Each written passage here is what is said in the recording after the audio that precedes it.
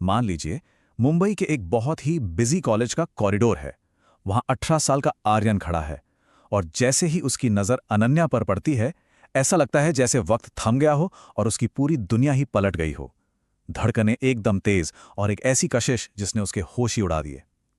लेकिन क्या यह सच में कोई जादुई प्यार है या कहानी कुछ और ही है? आज के इस विश्लेषण में हम इसी डीप साइंस को समझेंगे। अब यहां एक बड़ा सवाल उठता है, क्या यह सच में एक फेरी टेल रोमांस है या महज एक केमिकल रिएक्शन? दरअसल प्यूबर्टी के बाद ऑपोजिट जेंडर के लिए एक अजीब और बहुत ही इंटेंस अट्रैक्शन होना बिल्कुल आम बात है। टीनेजर्स को अचानक ऐसा महसूस होने लगता है जैसे उनका अपने ही फोकस और सपनों पर से कंट्रोल पूरी तरह छूट रहा है। ये कोई जादू नहीं है, बल्कि बायोलॉजी का एक बड़ा खेल है। होता क्या है कि इस उम्र में बॉडी के अंदर सेक्सुअल हार्मोन्स का लेवल तेजी से बढ़ने लगता है, जैसे लड़कों में टेस्टोस्टेरोन और लड़कियों में एस्ट्रोजन। इन हार्मोन्स के बढ़ने की वजह से अचानक कई बायोलॉजिकल और साइकोलॉजिकल बदलाव आने लगते हैं। इंसान के अंदर दूसरों को इम्प्रेस करने की एक इंटेंस चाहत पैदा हो जाती है और किसी के करीब आने की इमोशनल और फिजिकल ज़रूरत इतनी हावी हो जाती है कि दुनिया को देखने का पूरा नज़रिया ही बदल जाता है। तो इस पूरे खेल में असली खिलाड़ी कौन है? चलिए दिमाग की इस केमिकल लैबोरेटरी में चलते हैं और इस रियल प्लेयर को अनमास्क करते हैं। समाज और हमारी फिल्में भले ही इन सारे एहसासों के लिए दिल को दोष देती हैं, लेकिन सच्चाई तो ये है कि असली खिलाड़ी हमारा दिमाग है। जब आर्यन अनन्या को देखता था तो उसे अचानक जो खुशी और बेचैनी की एक लहर महसूस होती थी ना, वो दरअसल डोपामीन और नॉरएपिनेफ्रिन नाम के न्यूरोट्रांसमीटर्स का कमाल था। ये केमिकल्स दिमाग में प्लेजर का एक ऐसा पावरफुल तूफान लाते हैं जो किसी आकर्षण को एक खतरनाक नशे या किसी पावरफुल ड्रग की तरह बिल्कुल एडिक्टिव बना देते हैं। और इस केमिकल तूफान का प्रैक्टिकली असर कैसा दिखता है? असर बिल्कुल साफ और क्लियर होता है, जैसे भूख का पूरी तरह गायब हो जाना, ठीक से नींद ना आना या फिर कुछ अजीब और अनकैरेक्टरिस्टिक हरकतें करना। आर्यन के साथ भी एग्जैक्ट यही हो रहा था। वो जैसे अनन्या की मौजूदगी का पूरी तरह से आदी हो चुका था, और अगर अनन्या किसी और से थोड़ी सी बात भी कर ले तो आर्यन को बहुत तेज जलन या कहें कि एक शार्प स्टिंग ऑफ जेलसी महसूस होती थी।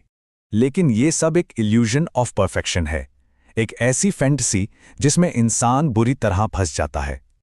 आर्यन के बेस्ट फ्रेंड कबीर ने इस बात को बहुत जल्दी नोटिस कर लिया। उसने देखा कि आर्यन के ग्रेड्स लगातार गिर रहे हैं और उसने आर्यन को सीधे शब्दों में वार्न किया कि वो एक फैंटेसी में जी रहा है और कबीर अपनी जगह बिल्कुल सही था। इस इल्यूजन के पीछे एक और ताकतवर केमिकल अपना खेल खेल रहा था, ऑक्सीटोसिन। ये केमिकल लंबे समय तक जुड़े रहने की एक फीलिंग पैदा करता है, लेकिन दिमाग के साथ एक बड़ा छलावा भी करता है। ये दिमाग को मजबूर कर देता है कि वो सामने वाले इंसान की सिर्फ और सिर्फ अच्छाइयां देखे और उसकी सारी खामियों को पूरी तरह नजरअंदाज कर दे। बस यही वजह थी कि आर्यन को अनन्या बिल्कुल परफेक्ट लगने लगी थी। लेकिन फैंटेसी और रियलिटी में जमीन आसमान का फर्क होता है। कबीर ने आर्यन को आईना दिखाते हुए एक बहुत ही सॉलिड बात कही। उसने समझाया कि ये जो परफेक्शन दिख रहा है ना, ये महज एक केमिकल इल्यूजन है।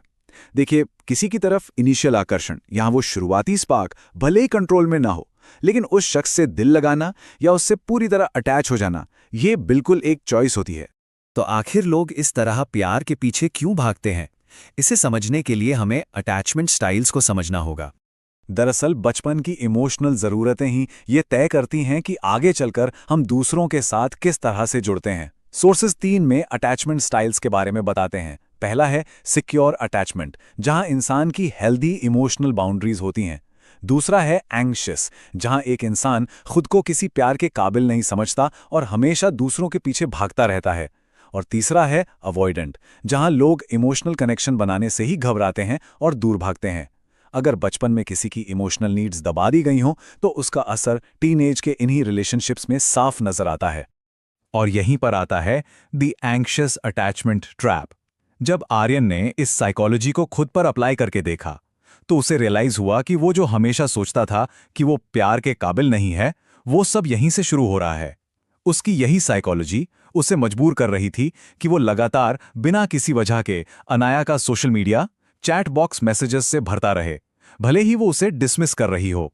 ये और कुछ नहीं बल्कि उसका एंग्शियस अटैचमेंट स्टाइल था जो उससे ये सब करवा रहा था। लेकिन इस अंधेरे जाल से बाहर निकलना और अपनी प्रायोरिटीज और सेल्फ रिस्पेक्ट को वापस पाना बेहद जरूरी है। यहाँ से आर्यन की कहानी में एक बड़ा टर्निंग पॉइंट आता है। उसने इस चर्चा के सोर्स मटेरियल में दी गई एडवाइस को अपनाया और कुछ क्लियर, एक्शनेबल स्टेप्स उठाए।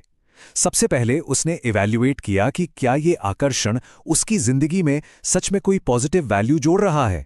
उसने अपनी प्राइमरी प्रायोरिटीज को सेट किया और अपने मेन गोल, एक सक्सेसफुल इंजीनियर बनने के सपने पर वापस अपना पूरा फोकस लगाया। और तीसरा सबसे अहम कदम, उसने इस केमिकल साइंस को एक्सेप्ट किया और पुरानी बातों को भूलकर जिंदगी में आगे बढ़ने का फैसला किया। इसी बात को एक बहुत ही कमाल के मेटाफोर के जरिए समझाया गया है। कहा गया है कि जिंदगी बिल्कुल एक बस स्टेशन की तरह है। अगर एक बस छूट जाए तो उस भीड़ में उसके पीछे भागने से कहीं ज्यादा बेहतर और समझदारी की बात यह है कि अगली बस का इंतजार किया जाए। ये इस बात का सबूत है कि आकर्षण जिंदगी में सिर्फ एक बार नहीं होता। जो इंसान सामने से नजरअंदाज कर रहा हो, उसके पीछे भागना सिर्फ और सिर्फ मायूसी और दुख के रास्ते पर ले जाता है। इस पूरी कहानी और साइंस से एक सबसे अहम सबक निकल कर आता है कि किसी भी आकर्षण के लिए कभी भी अपने आत्मसम्मान या सेल्फ रिस्पेक्ट की कुर्बानी नहीं देनी चाहिए। किसी का ध्यान खींचने के लिए अपनी सेल्फ रिस्पेक्ट को दांव पर लगा देना आगे चलकर इंसान की खुद की नज़रों में उसकी सेल्फ वर्थ को हमेशा के लिए खत्म कर देता है। इसी सच्चाई के एहसास ने आर्यन की मदद की कि वो इस डार्क नेटवर्क से पूरी तरह बाहर निकल सके। तो इस विश्लेषण के आखिर में एक बड़ा सवाल छोड़कर जाते हैं। इस आकर्षण की भागदौड़ में क्या अब भी दिल ही गाड़ी चला रहा है, या अब वक्त आ गया है कि दिमाग को स्टीयरिंग व्हील पकड़ने दिया जाए?